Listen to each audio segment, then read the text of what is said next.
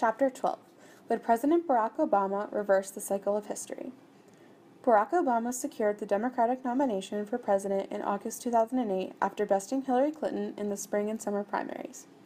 He presented himself as a relative newcomer to national politics and promised to end gridlock in Washington, D.C. by seeking bipartisan cooperation. More importantly, though, he was the first multiracial presidential candidate. Using his background as an advantage, he sought the vote of African Americans as someone who first-handedly knew their struggles. The economic recovery from the stock market crash of 2001 into 2007 was a relatively shallow one, interrupted by the onset of a recession in December 2007 to be declared by spring 2009 to be the worst one since the Great Depression.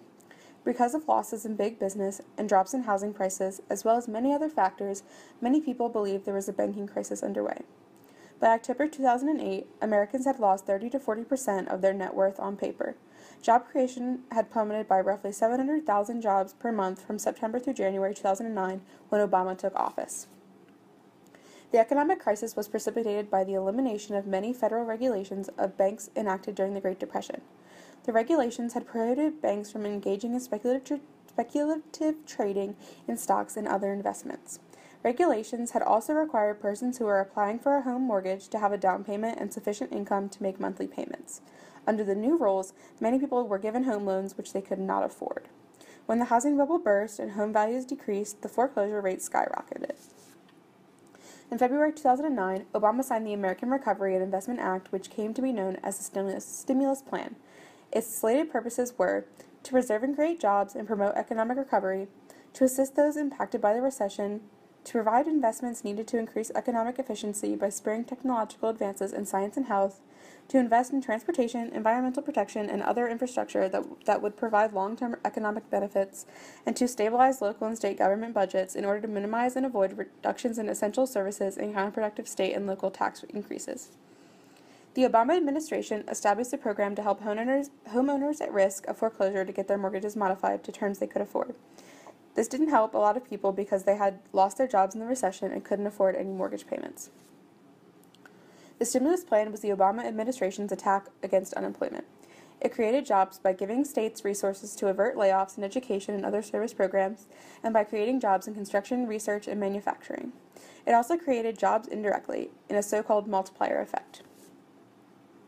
Although Obama was not a pacifist, he believed that the U.S. had too many open-ended commitments around the globe. He was particularly critical of Bush's invasion of Iraq, with no credible evidence of weapons of mass destruction or a link to al-Qaeda. He set a date for withdrawal of U.S. troops from Iraq, leaving 50,000 to back up Iraqi military. Obama hoped to decrease the chance of terrorism by improving the image of the U.S. with Muslims. He also banned the use of torture on people in prison for terrorism in Guantanamo Bay and pledged to close the prison, but was not able to because of opposition from Republicans. In spring and summer 2009, Speaker Nancy Pelosi and top House Democrats made progress on legislation that proposed a regulated market-driven healthcare system. Health reforms narrowly passed the House in November 2009 and finally passed Senate legislation on December 21, 2009. In spite of its imperfections, most health experts hailed the legislation as a positive development.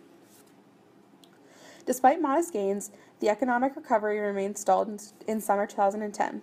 The unemployment rate was still high, and housing foreclosures ran about 90,000 per month. Due to excessive red tape, Obama's policies proved unable to prevent foreclosure. The stimulus plan had created many jobs, according to the Congressional Budget Office, but not enough to make a decisive contribution to ending the recession. Obama was determined to improve the nation's schools. Despite the enactment in 2001 of No Child Left Behind, students had lower scores on standardized math and English tests than students in many other parts of the world.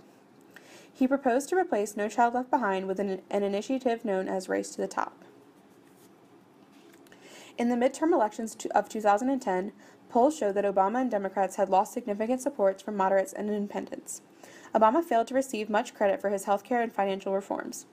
The 2010 elections results were disastrous for Democrats as Republicans took control of the House of Representatives. The presidential election of 2012 pitted incumbent Barack Obama against former Massachusetts Governor Mitt Romney. The Republicans made no attempt to diversify their base of support, counting on white, middle-class, and affluent voters for election. President Obama won re-election in a landslide. Created using Powtoon.